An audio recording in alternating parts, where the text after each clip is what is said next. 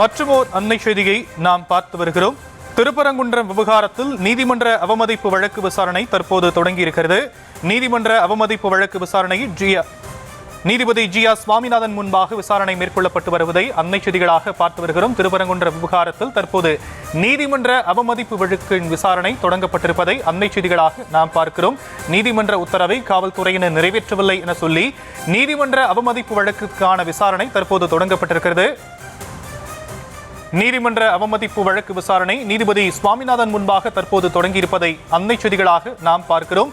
மேல்முறையீட்டு மனு உச்சநீதிமன்றத்தில் விசாரணைக்கு வரவுள்ளதை சுட்டிக்காட்டி தற்போது அரசு தரப்பில் இந்த வாதமானது முன்வைக்கப்பட்டிருக்கக்கூடிய நிலையில் திருப்பரங்குன்ற விவகாரத்தில் நீதிமன்ற அவமதிப்பு வழக்கு தொடர்பான விசாரணை தொடங்கியிருப்பதை அன்னை செய்திகளாக நாம் பார்க்கிறோம்.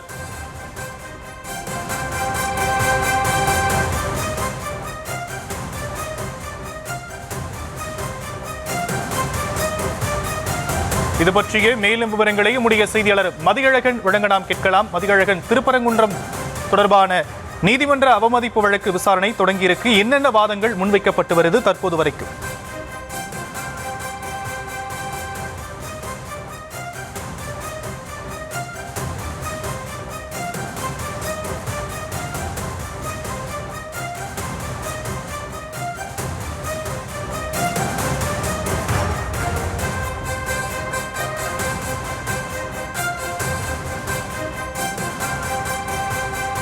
திருப்பரங்குன்றம் விவகாரத்தில் நீதிமன்ற அவமதிப்பு வழக்கு விசாரணை தற்போது நீதிபதி ஜி.ஆர். சுவாமிநாதன் முன் தொடங்கியிருப்பதை அன்னை செய்திகளாக நாம் பார்த்து வரக்கூடிய நிலையில் விவரங்களை நம்முடைய செய்தியாளர் மதியழகன் வழங்க நாம் கேட்கலாம்.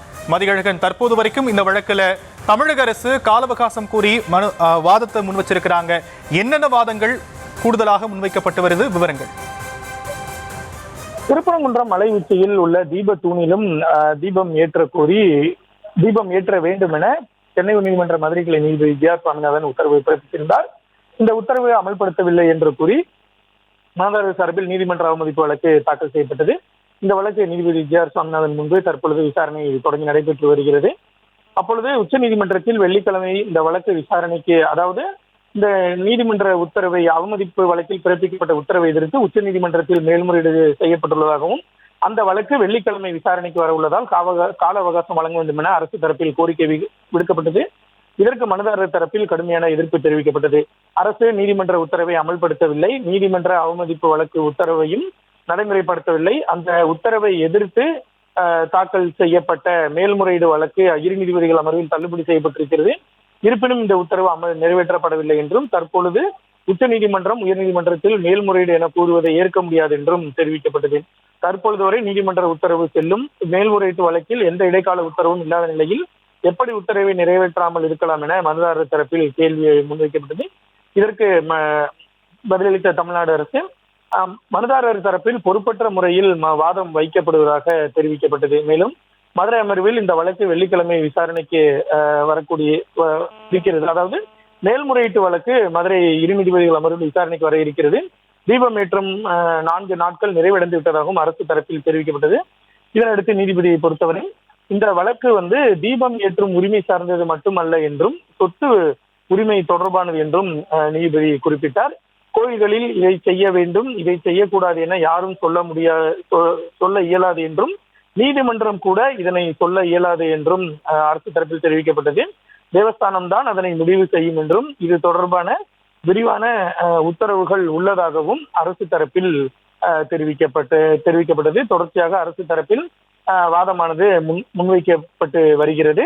அதாவது தமிழ்நாடு அரசை பொறுத்த வரைக்கும் அவர்கள் சொல்வது என்பது, தீபம் ஏற்ற வேண்டும் என்ற உத்தரவை எதிர்த்து இரு நீதிபதிகள் அமர்வில் மேல்முறையீடு செய்யப்பட்டு இருக்கிறது.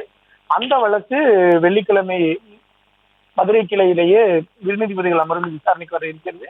அதே போல நீதிமன்ற அவமதிப்பு வழக்கில் பிறப்பிக்கப்பட்ட உத்தரவை எதிர்த்து உச்ச நீதிமன்றத்தில் மேல்முறையீடு செய்யப்பட்டு இருக்கிறது. அந்த வழக்கும் வெள்ளிக்கிழமை விசாரணைக்கு வருகிறது. எனவே கால அவகாசம் வேண்டும் என்று அரசு தரப்பில் கோரிக்கை வைக்கப்பட்டு இருக்கிறது. இதற்கு மனுதாரர் தரப்பில் எதிர்ப்பும் தெரிவிக்கப்பட்டு இருக்கிறது.